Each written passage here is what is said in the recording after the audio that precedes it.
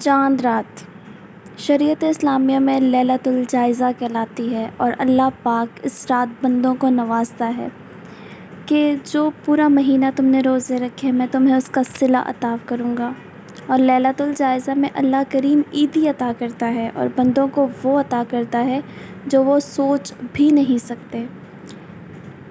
روزے کی آخری رات اللہ پاک فرشتوں سے فرمائے گا کیا بدلہ ہے اس مزدور کا جو کام پورا کر دے؟ تو فرشتے فرماتے ہیں یا اللہ پاک اس کی مزدوری دے دی جائے۔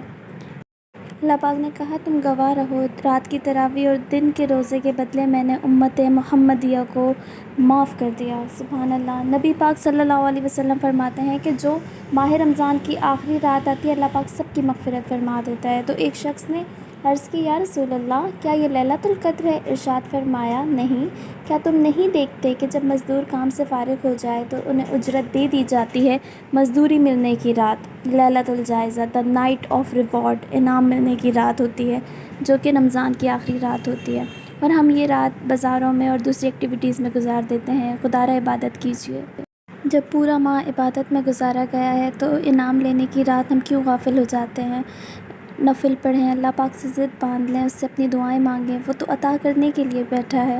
جب انعام لینے کی باری آئی تو عیدی لینے کی باری آتی ہے اور ہم سب اپنے اپنے کاموں میں لگ جاتے ہیں، یہ ضروری ہے وہ ضروری ہے۔ کچھ بھی ضروری نہیں ہے۔ جب پورا مہینہ لگا کے اپنے رب رحیم کو راضی کیا ہے تو اس رات بھی ڈٹ جائیں، عبادت کریں، شیطان کو خود پہ حاوی نہ ہونے دیں۔ دنیا کے کام تو چلتے رہتے ہیں ہمارے ساتھ بھی، ہمارے بعد بھی، لیکن انعام ضرور لیں۔ بہت شکریہ، اپنا خیال رکھیے گا، اللہ حافظ۔